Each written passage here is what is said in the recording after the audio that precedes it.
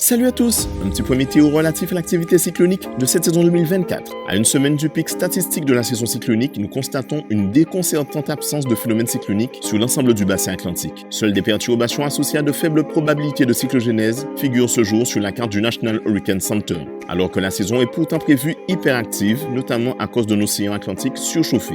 Mais souvenez-vous, lors de notre tout premier point cyclonique de cette saison 2024, il était mentionné que cette potentielle hyperactivité était aussi conditionnée par le rôle que pouvait jouer la brume de sable en termes de paramètres régulateurs de l'activité cyclonique et que ce paramètre faisait partie des grandes inconnues dans l'établissement des prévisions.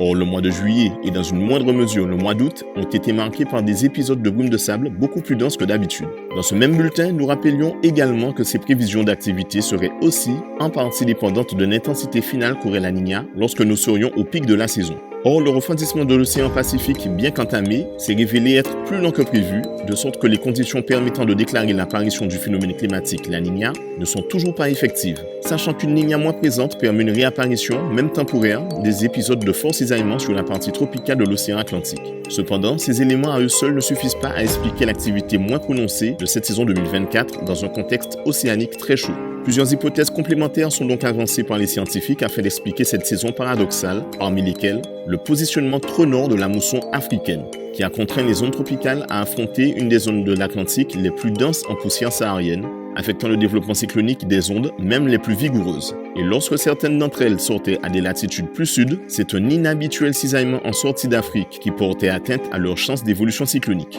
D'autres facteurs naturels sont évoqués par les spécialistes pour expliquer cette baisse de régime cyclonique en Atlantique, mais nous ne nous y attarderons pas car la saison cyclonique 2024 est loin d'être finie et par conséquent, nous n'avons peut-être pas encore le recul nécessaire pour y porter une analyse complète. Nous resterons donc sur nos gardes en espérant le meilleur et en jetant de temps à autre un petit coup d'œil sur le temps. Nous terminerons ce bulletin en mentionnant l'onde tropicale la plus proche de nos îles qui dispose d'un très faible risque de cyclogénèse. Mais les forts vents cisaillants qu'elle rencontre devraient l'empêcher de représenter une menace cyclonique pour nos régions. Nous reparlerons d'elle si besoin au travers de notre bulletin. En attendant, c'est tout pour aujourd'hui. Excellente nuit à vous. À bientôt.